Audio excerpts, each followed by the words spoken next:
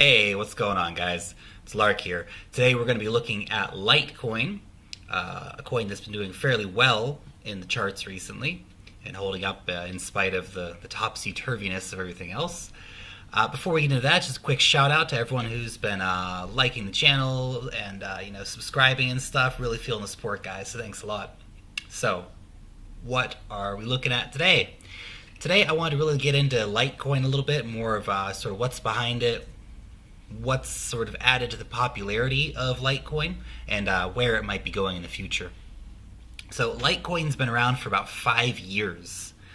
Back in the day, you used to be able to just mine it on your computer quite effectively, and in theory, you can still mine it on your computer. It's just unless you have a really awesome computer, you're probably not going to mine very much of it, and you'll spend way more in electricity trying to mine it than you'll actually get out of it. Especially considering the new hardware that's coming out, right? The Bitmain Antminer is going to really change the Litecoin mining market substantially when more of those hit the market and get used by people. But Litecoin's a great coin. It's got a great community. It's got really good developers. Charlie Lee, who's been involved with a lot of other cool projects. Like he was involved over at Coinbase, for example, and so he's left Coinbase, gone back to working at Litecoin full time. So it's got a really good team of people behind it, and that really matters. If you look at, for example, Steam, BitShares, EOS, those are all Dan Larimer projects. That's really cool stuff, And so Charlie Lee's got a pretty good track record as well. So really good to see someone like that on board. The people really do add a lot of value to these projects, so it's really important. Why is Litecoin good or even popular or even contestable to the Bitcoin throne, for example? Well, it's got a simpler algorithm, right, which makes it a little more friendly for mining, of course, but it's got faster blocks, which is good because it's, obviously that was one of the whole big debates here with Bitcoin, is that it was taking a little too long to do transactions, right? It just wasn't very fast. So that's part of it. Blocks are faster. Litecoin is also using the Lightning Network, so transactions are like that. Some of the first tests, 1 second transactions, amazing, right? That's exactly how it should be. You shouldn't have to wait around a half hour like you do with Bitcoin. So prices can change a lot in 30 minutes in the crypto world, in case you hadn't noticed. There will be 84 million Litecoin in total. Now, about 55 million, approximately, those have already been mined and are, in circulation. So there's not going to be a lot of inflation in the Litecoin market. As difficulty does increase, it'll be harder and harder to get to those 84 million coins, just like with Bitcoin, where the difficulties increase, so it's actually harder to get to the final number. So, it's definitely got a ways to go before we get there. And that 84 million is important because it means that there will be a cap. Some of these coins are uncapped and they'll just keep going and going and going and going and going, which isn't really useful because it just means there's continual inflation and you don't really get the price increases that you want to see from these coins, whereas Litecoin, because it is capped, will have those price increases moving forward. Now, Litecoin is also reaching a larger mass adoption at the moment. I read an article that Litecoin ATMs, or Bitcoin ATMs which use Litecoin, has doubled in the last month.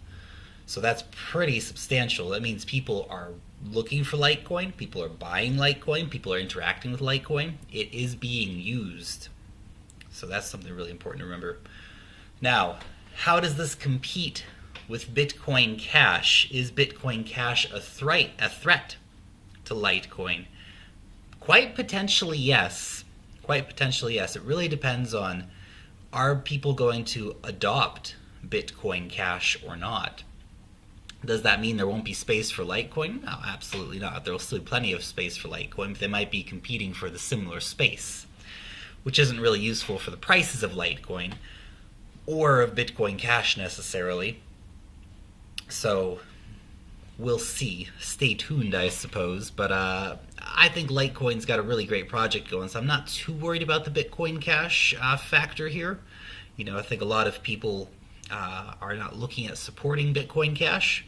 So, whereas that's very different to Litecoin, whereas everyone supports Litecoin, likes Litecoin, sees it as a valuable contribution to the crypto world, whereas Bitcoin Cash is coming off as something of a money-grabbing venture by a small group of miners.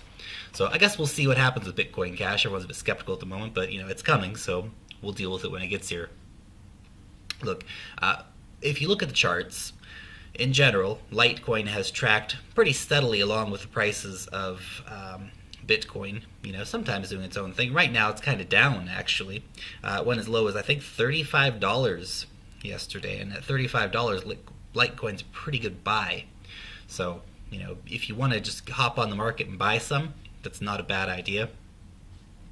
If you want to try and mine some, go to Bitmain. They've got the L3 Plus miners that are going to come out. I would suspect that Genesis Mining will probably bring out a Litecoin mining contract pretty soon, considering the huge popularity of Litecoin at the moment.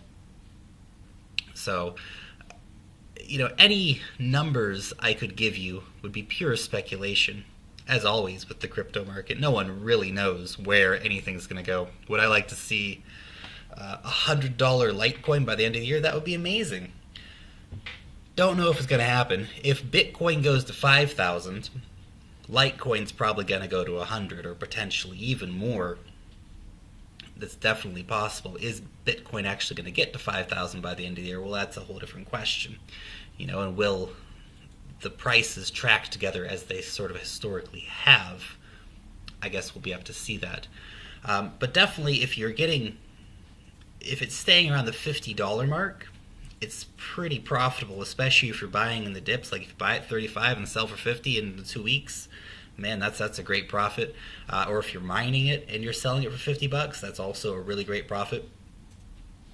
So I'd be quite happy to see it sticking around 50, and I think it is going to be tracking between that sort of 40 to 50 range for a little while moving forward until this mass volatility in the market kind of cools down, and then I think we'll see more of a steady upcrease in Litecoin moving forward.